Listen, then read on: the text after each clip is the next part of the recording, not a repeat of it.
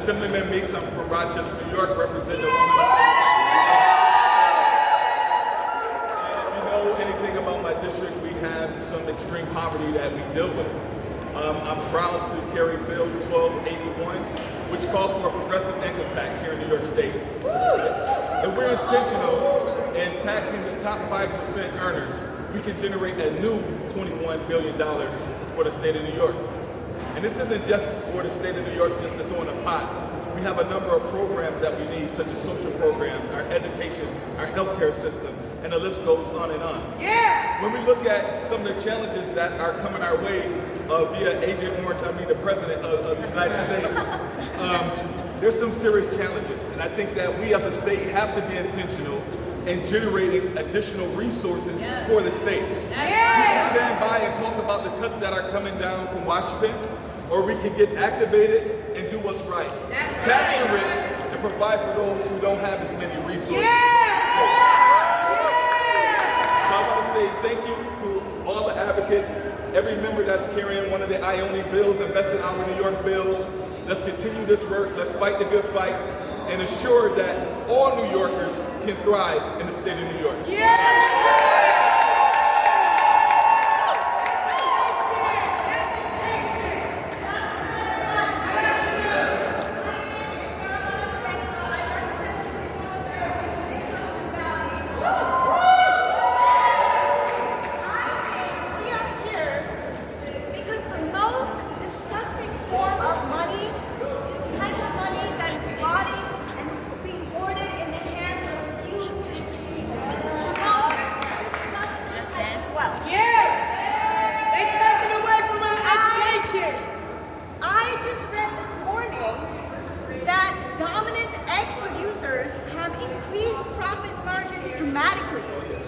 That Calman Foods, which controls 20% of the egg market, increased its gross profits by 237% between fiscal year 21 and fiscal year 24. So it's not the bird flu. It's not the bird flu. The Wealth have always been very talented at taking every crisis as an opportunity to make themselves more money. They have done this in the pandemic. They are going to do it. Continue towards whatever crisis and whatever disease that we encounter. They will be there to claim their wealth. So we are here to claim ours, because that money is money that we make. So my message to the governor is, if she wants to stand up to Trump, she needs to break up with the billionaires and the large corporations, and that's what we are demanding here today, because this is the money that we need, and this is the money that we are going to claim by investing in our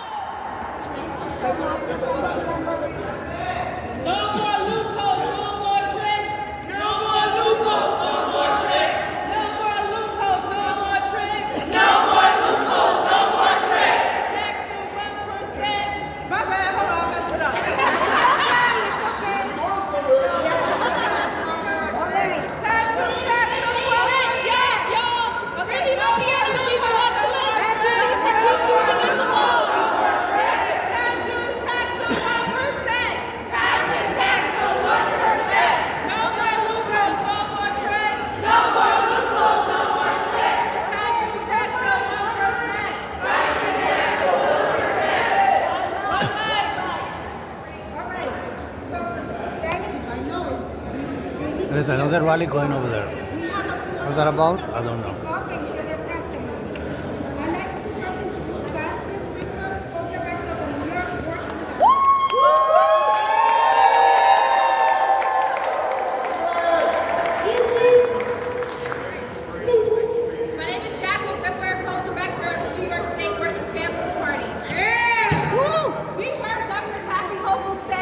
She cared about the affordability affordability crisis. Yeah. She said the rent is too damn high. Yeah. We've been saying that for years. Yeah. Unfortunately, Kathy Hochul didn't get the memo that it's her responsibility to do something about it. Yeah. The rent is too damn high. Our parents are paying too much for childcare. Yeah. Our schools still need more. Yeah. And housing costs too much. And the only way we can make bold investments into the people of New York is by making the ultra-rich pay their fair share. Yeah. Right. We all pay our taxes. We need them to pay just a little bit more. A small tax increase on the ultra-rich in New York who have been thriving. There are more millionaires and billionaires in New York State than any place on the planet. That's right. They call New York their playground. They hang out here. They hang out at our museums. They party across our state. They hang out in the Hamptons, and they're not going anywhere. They don't leave. The last time we taxed the rich, ultra rich, and we raised their taxes, you know what happened? What? We got more millionaires. Yeah. They are thriving while the working people who are the engine of our state, who keep New York running, are hurting. It is hard for all of us to thrive. And the only way we can make the bold investments in our children and our working families and all everyday New Yorkers is by making sure the ultra-rich pay their fair share. So let's tax the wealthy, let's fund childcare, let's fund our schools, and let's invest in our New York. Thank you.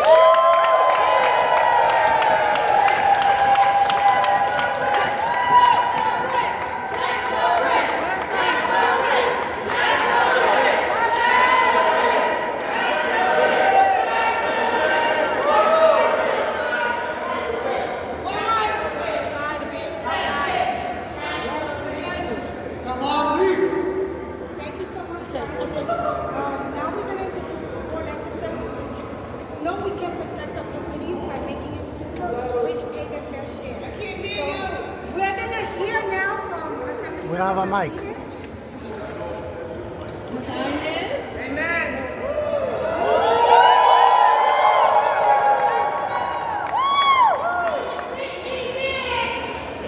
Hi everyone. I am State Assembly Member Marcela Matenas and I represent the 51st Assembly District. Woo! We know what's happening in our communities and the truth is that they are struggling. They've been struggling through the pandemic, they're struggling to keep going, and we have a responsibility. We have an obligation. There are bills at our fingertips can actually make drastic financial changes so that we can finally invest in the programs that we need for our people and our folks. People who are leaving are working class people because they can't afford their rent. Working class people are leaving because they have high medical bills. Our working class is leaving because housing is unaffordable, the levy is unaffordable.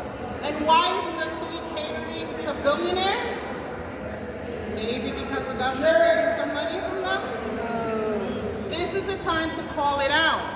This is the moment to stand with the people. We must invest in our people. We must invest in New York. Thank you.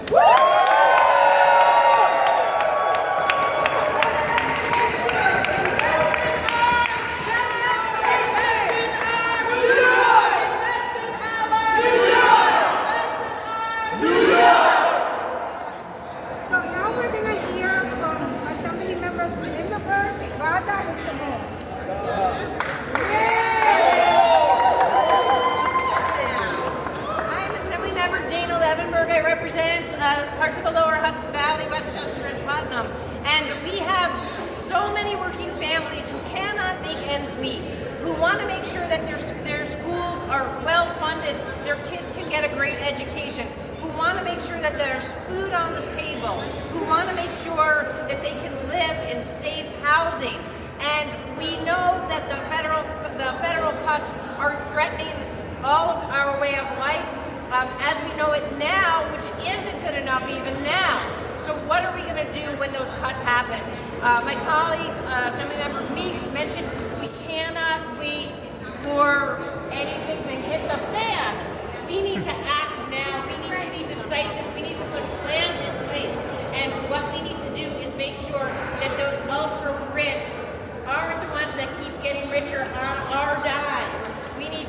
sure that they're putting their money back into the system that makes their lives better. So let's make sure that we fund our working people, that we fund our families, and we can do that by taxing the rich. We can do that by taxing the ultra-rich and large corporations. That's what we can do now. That's what we should be doing, and that's what I support. Turn it over to my colleague.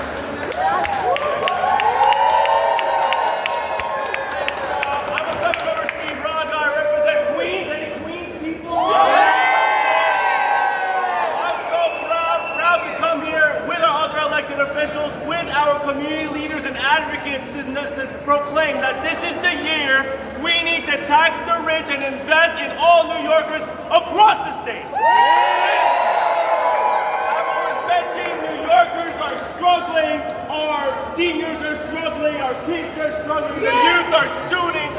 We need this investment, an investment in our education, in our systems of government, everything that we need are resources across that, so we make sure working class people actually get a piece of the pie that the billionaires, the ultra rich, the millionaires have kept for themselves. And we need to know that with our coalition here, with everybody uplifting your voices to all our electeds here and all branches of government here, to let us know that we need this, and with everything going on in DC, with everything going across downstate in the city and across our state, that this is the year more than ever we need to invest in all New Yorkers. We need Ione. Thank you everybody for coming in today and supporting. Good afternoon, everyone. I'm Assemblymember Tony Simone. I just want to thank all the advocates here, the Working Families Party, Citizen Action. Ione, you look beautiful with your signs. I love these signs. I'm an organizer by heart, so I get it. But I just want to say, to add to what my colleagues have said, New York State should be a leader in investing in the working and lower class. That's right. In DC right now, there's an assault on government and the working class. Yes, it's true. Right now, Donald Trump can't break up from his boyfriend, Elon Musk, or his boss man. But here in New York State, the governor should take heed with the election year next year. The vast number of folks that leave New York State are not the wealthy. You know, I often talk to some of these wealthy folks that they do live in my district, and they complain taxes are too high from their second or third home sometimes on the phone with me, from the Hamptons, from South Florida. They're not leaving. They're just whining because we've for too long waited too long to invest what we need to in education and universal child care for our middle class. Many of these families, mostly black and brown families, are leaving because they can't afford housing. They can't afford health care. We have more than enough resources in a reserve fund. The governor needs to break up with her billionaire donors. Just like I tell my donors, you're doing okay, but so many aren't. So many people are leaving New York State because to have a kid in childcare sometimes is someone's salary or more. To literally try to rent an apartment, they have to live with 3 other folks or other family members instead of having their own home. We need to change that dynamic. The governor should lead and make New York State the state of the working class. It's even affecting us politically. We've lost so many seats in Congress because people are leaving. Democrats no longer think we can deliver. I mean, our constituents don't think Democrats can deliver because we cater too much to the well-to-do. It's time to tell our wealthy donors and tell the governor to break up with the billionaires and invest in New York now.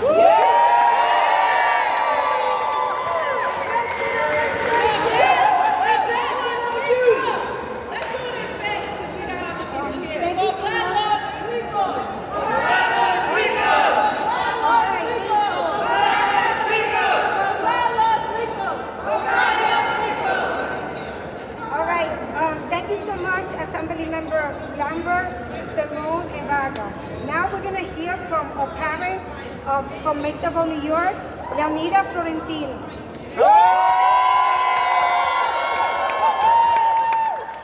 Hi everyone, mi nombre es Leonida Florentino y me presento ante ustedes hoy como miembro orgullosa de Teatro Camino Nueva York.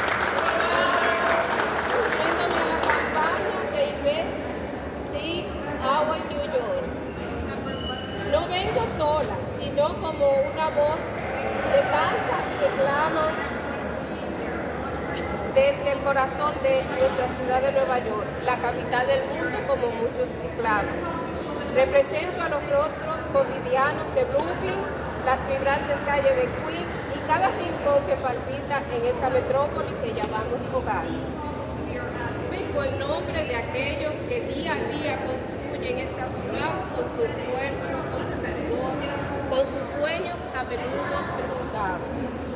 Hoy pedimos que sean más que legisladores, que sean nuestro eco, que amplifiquen el clamor de nuestra gente. Pedimos que eleven sus voces ante nuestros gobernantes y presidentes con una petición que resuena en cada barrio, en cada hogar.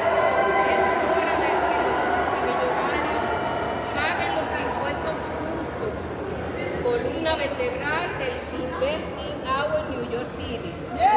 Justicia fiscal para nuestra ciudad.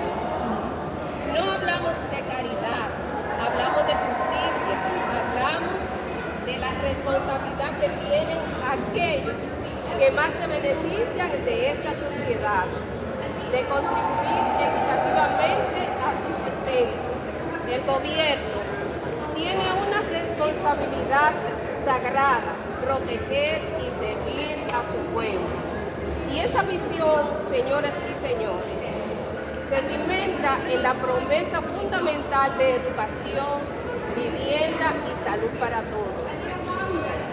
¿Cómo podemos hablar de grandeza, de progreso, mientras nuestras escuelas se basan en censos de educación del año 2000, datos obsoletos que no reflejan las necesidades actuales de nuestros estudiantes, de nuestros profesores y de todo el mundo?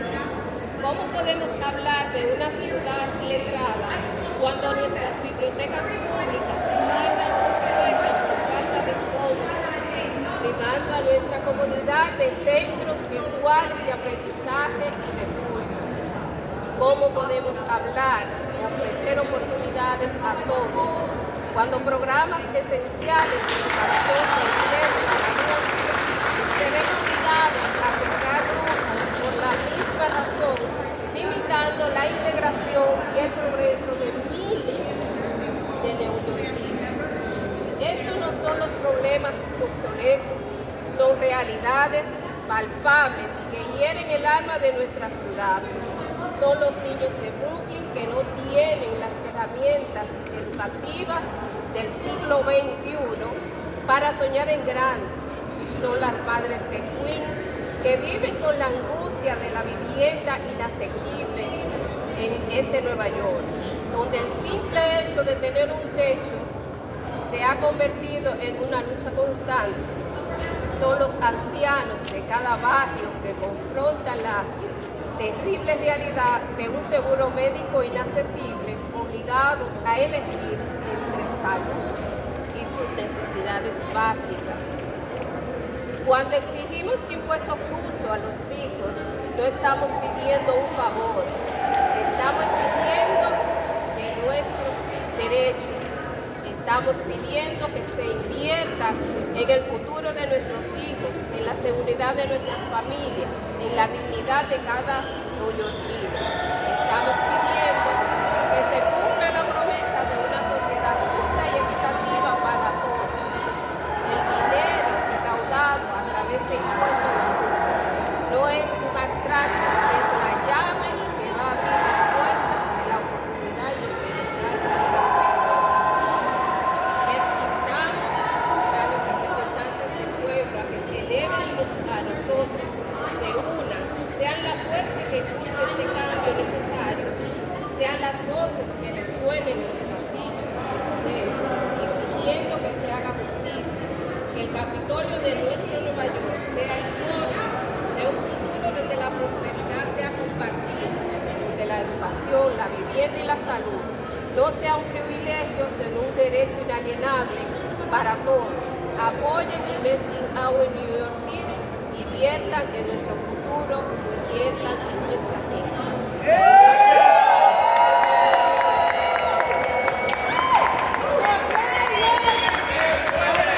¡Sí se puede! ¡Sí se puede! ¡Sí se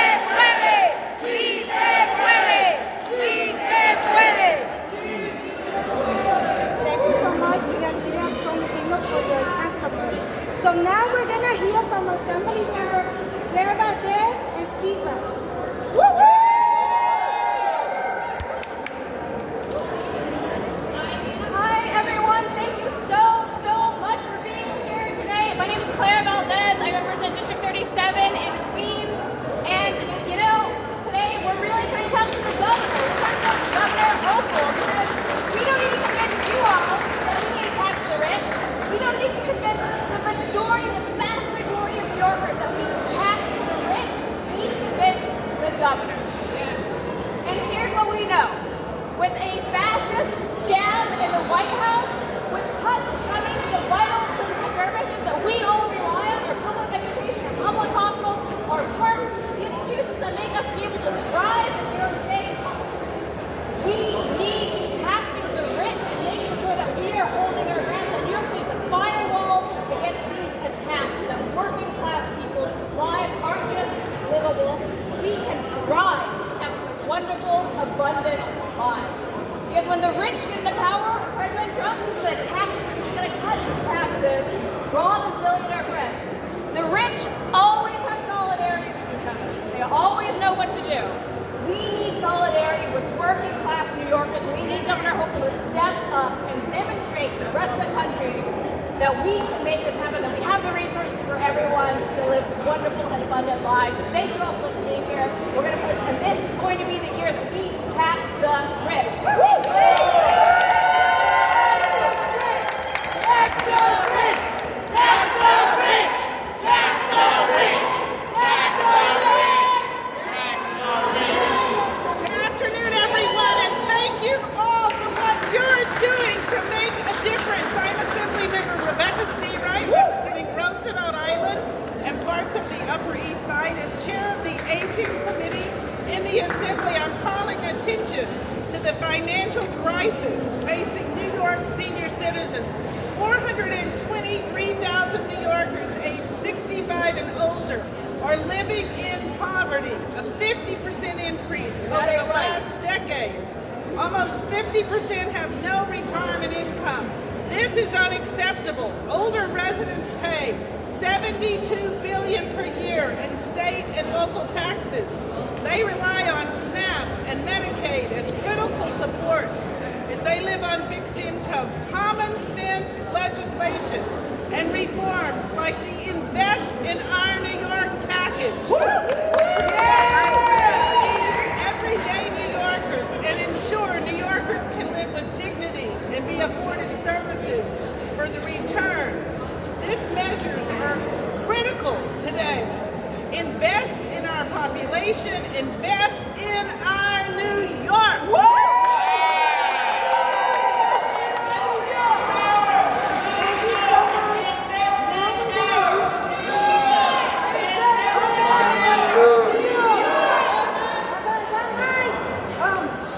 So now we're going to hear from Assemblymember Ed. This is the opportunity now to invest in childcare. This is the opportunity to invest in housing. This is the opportunity to invest in our environment. This is the opportunity to invest in after-school programs. Giving back to those who don't have enough to get the support they need. And that's what we're fighting for every day in New York. We're going to do something in our White House budget. But between March 14th and the end of March, when we're fighting with the executive, we need to stand strong and say, tax the rich for all New Yorkers. That's our moment. That's where she's going to fight back and say, we don't want to raise taxes. We want to give tax breaks to lower income people, but the people who are doing just fine, we need a little bit of cash back. That's what we're going to get done. We're going to do it this year.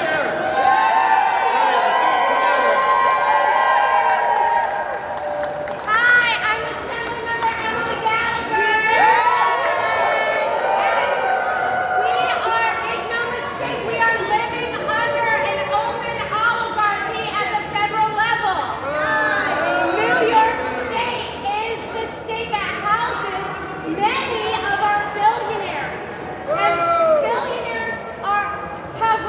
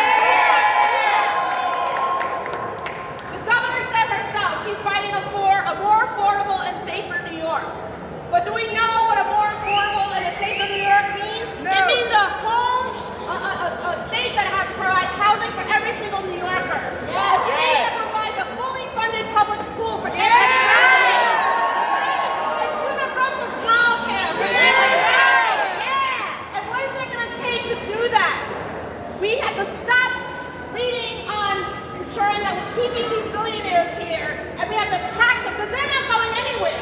It's the families that need a home. It's the families that need universal child care. It's the families that need quality public education that are leaving. That's right. And we need to fight every single day and make sure that we tax the rich to keep our working class families here in New York. That's right. It is time. We just have a few more weeks before the state budget is due, and we will fight every single day until we get it done.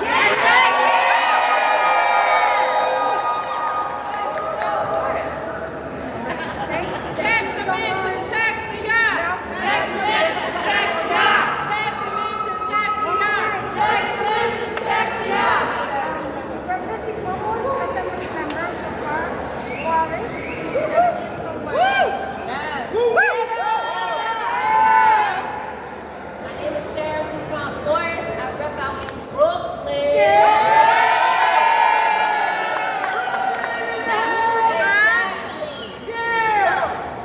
The governor in her State of the State said that she wants to fight for our families.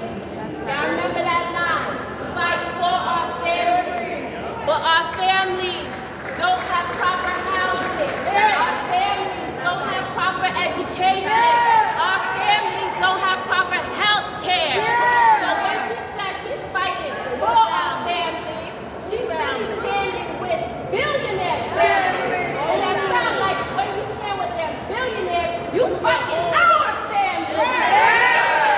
So, in Brooklyn, when you put up fighting words, we put up our fists. We fight back. Because we say it's time to tax the motherfucking rich. Tax the motherfucking rich. Tax the rich. Tax the motherfucking rich. Tax the rich. The motherfucking rich.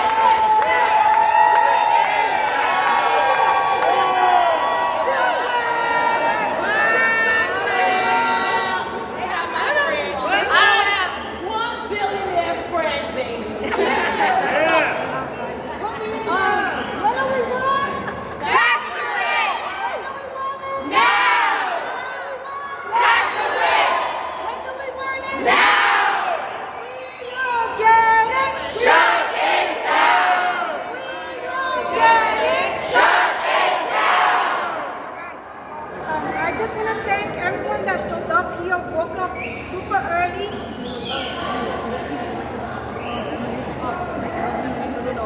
There's one more speaker left. One more, guys. Let's give him a round of applause. We have Sarah Benson, a mother of public school student and Alliance for Quality Education warrior.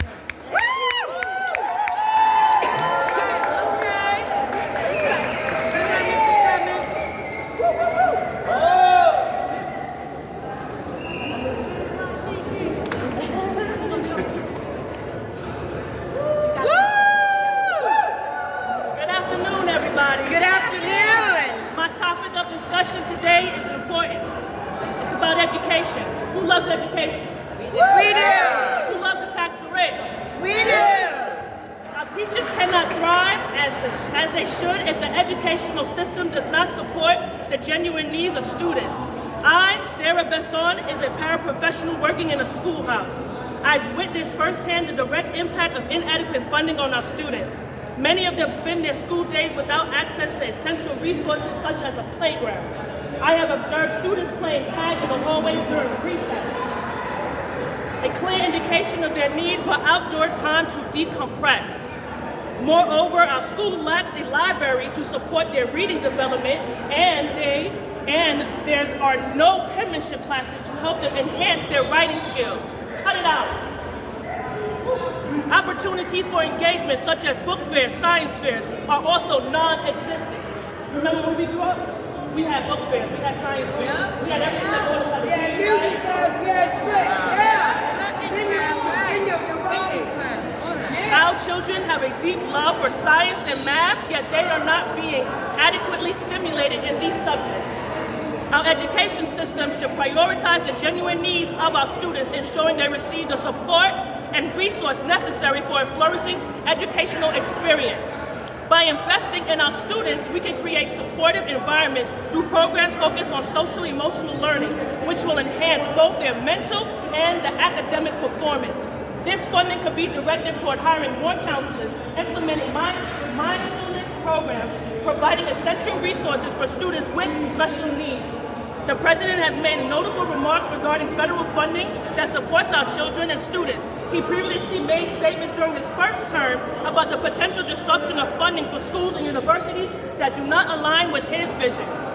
Over the past month, those threats, have been reinforced in executive orders and agency actions, marking a significant escalation compared to his early comments during his first term. If federal funding is cut, it can jeopardize vital resources for programs that significantly assist low-income students and those requiring special education services.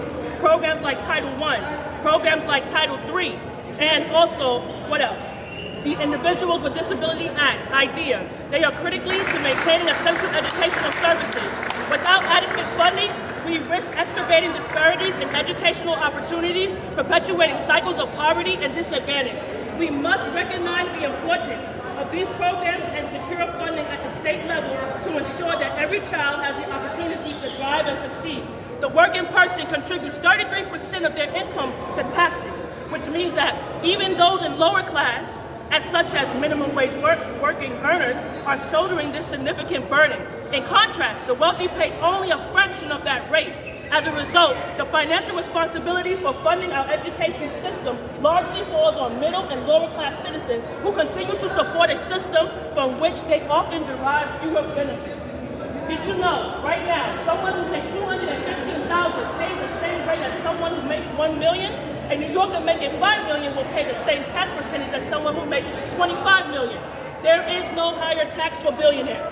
The progressive income tax bill will change that by adding 10 new brackets to New York's personal income tax structure, so that top 5% of earners pay their fair share. This proposal will raise over $21 billion annually. A second option can be raising corporate taxes on the most profitable corporations in New York. Year after year, corporations contribute to our communities, fail to keep up with record-breaking profits they make. Corporations pay less in taxes now than they did in the 1990s. The corporate tax bill ensures companies doing businesses in our state with over $2.5 million in profits each pay what they should be basically paying what they owe in taxes. This proposal would raise $7 billion annually.